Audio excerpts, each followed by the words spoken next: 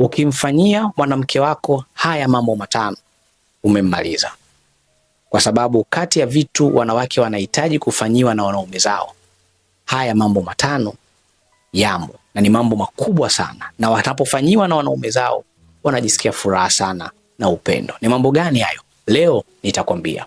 Karibu sana, naitwa Mombeki Crispin. Hii ni Mbeki TV. Kama wewe ni mgeni katika chaneli yangu, naomba uchukue muda wako kuweza kusubscribe, kwa maana hapa ndo mahali pekee ambapo tunazungumza masuala ya mahusiano, ndoa kwa upana na uwazi. Lakini pia kama unahitaji ushauri, una changamoto katika mahusiano yako, pia usisite kunitafuta kwa namba zangu za simu hizo. Unitafute, nimeenda utaratibu mzuri sana wa kuweza kukusaidia, then nitakusaidia. Twende tukafahamu jambo la kwanza ambalo ukimfanyia mwanamke wako atafurahi sana.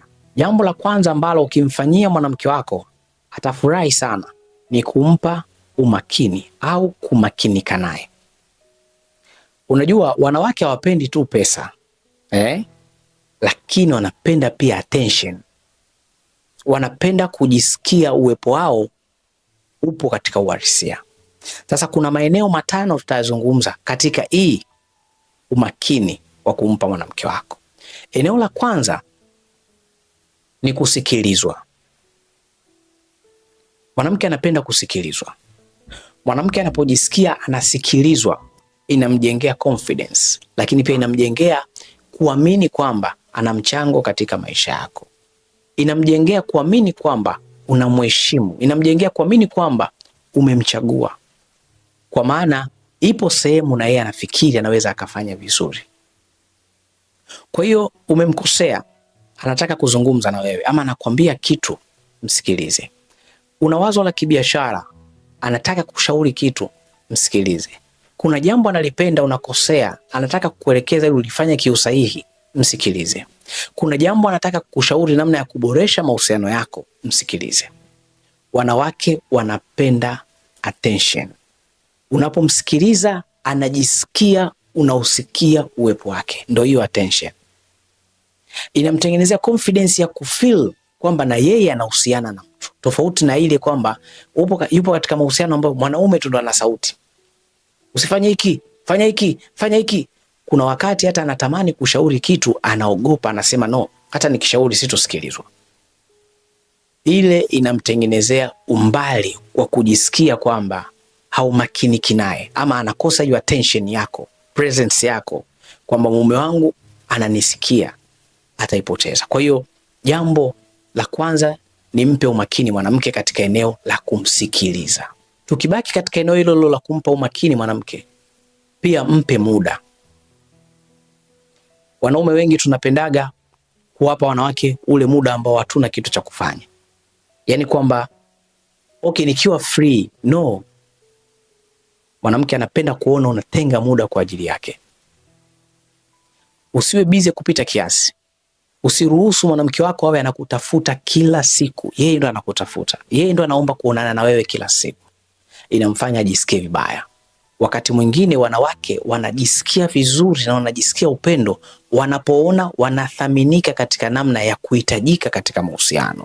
Na kwa namna gani watahisi wanahitajika? Ni pale watakapokuona wewe unaonyesha uhitaji wao katika maisha yako. Kuna kile kilaha fulani wanawake wanakisikia, kile kwamba mke wangu nimekumisi, tunaweza tukaonana.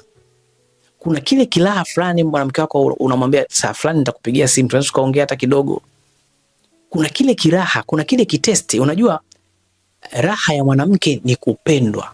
Kwa hiyo wewe unaweza kadharau kuona kwamba mimi niko busy sana bwana, nitampa tu hela, nitampa nini. No. You have to give her time pia. Inabidi umpe muda pia. Mwanamke anapenda ukaribu.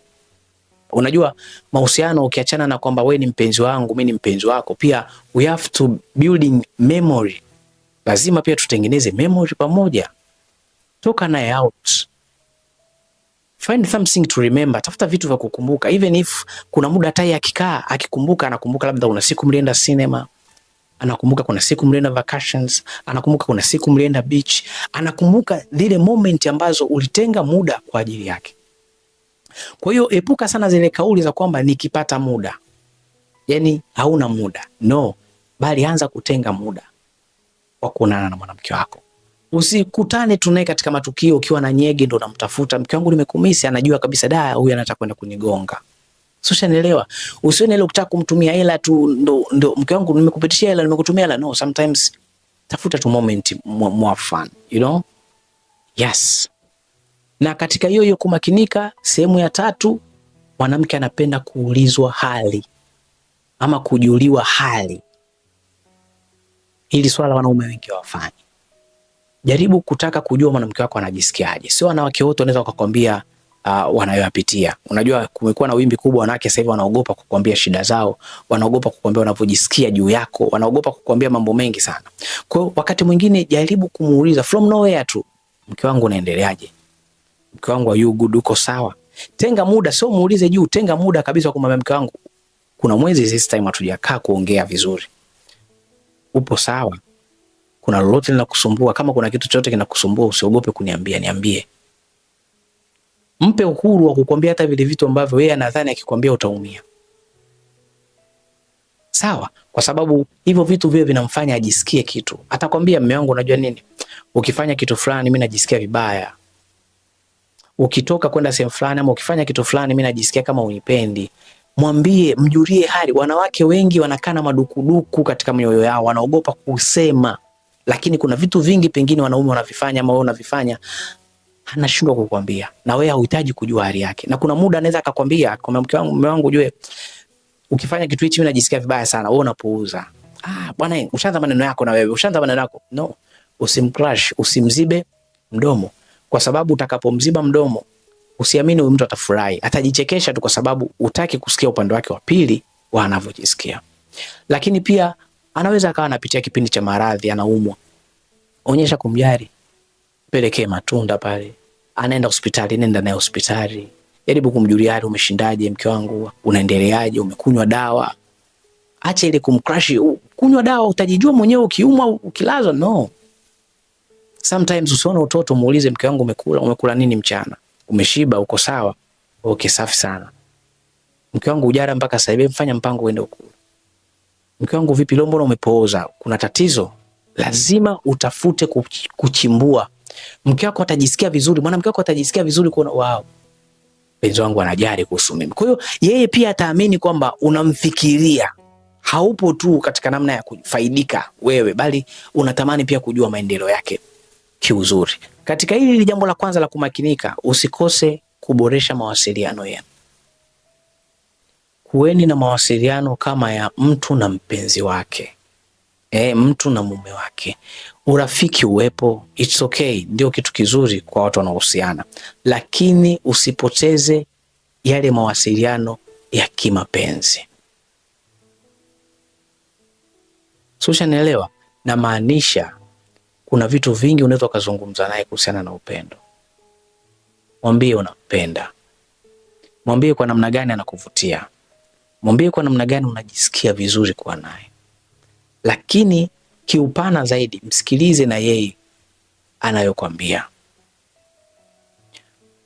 Kuweni na yale mawasiliano ambayo hayana limit. Usijenge ukuta ama uzio ama mipaka ya kuwasiliana na mwenzako. Unajua wapo wanawake wakiwa wanazungumza na wanaume zao, wewe ukikata kwa mbali unaona kwa namna gani ana furaha. Na wapo wanawake wakizungumza na wanaume zao wanaombea hata mazungumzo yaishe, kila mmoja endelee na mambo yake. Yupo mwanamke mwingine anaombea hata usiwahi kurudi nyumbani. Kwa sababu anaamini ukirudi nyumbani dakika 2 mshagombana. Wapo wanaume wanashindwa kukaa na mwanamke wake hata dakika 2, atatafuta tu sababu mgombane. Kwa jitahidi kuwa na mawasiliano mazuri na mwenzako. Hajisikie vizuri uwepo wako kwake, hajifeel kwamba unauona uwepo wake. Ndio ile sasa anaona unamakinika na yeye, mnacheka mkiwa mnawasiliana, mkiwa pamoja mnafurahi, mnataniana. Yaani mawasiliano yanakuwa hivyo, ni kwamba mkiwa pamoja hampo bored. Wanasema amboi ampoi. Kwa hiyo katika hii kumakinika, usikose kuboresha mawasiliano yenu. Kwa hiyo sio kwa sababu unampa pesa mwanamke wako, unamhudumia mwanamke wako ndio ufikiri kwamba umemaliza. Hapana. Mwanamke anapopuuzwa inamuumiza zaidi kuliko anapokosa pesa. Kwa sababu anaamini pengine pesa utapata kesho. Lakini unapompuuza anaamini unamdharau, anaamini hana thamani katika maisha yako, anaamini yeye si chochote, si lolote katika maisha yako, na hiyo inamuumiza kwa muda mrefu. Hata wakati anapojisikia mimi na mwanaume, akijisikia tu kwamba huyu mwanaume mwenyewe nilokuwa naye ananipuuza, inamnyima nguvu, inampotezea hamasa, inampotezea msisimko wa kujisikia anapendwa.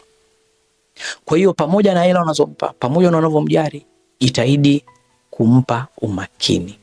Kwa hiyo jambo la kwanza ambalo ukimfanyia mwanamke wako atajisikia vizuri sana ni kumakinika naye, kumpa attention, kwa sababu mwanamke anapenda attention.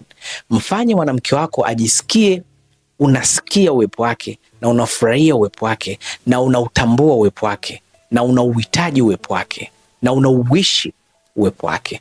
Ukifanya hivyo, mwanamke wako atafurahi sana.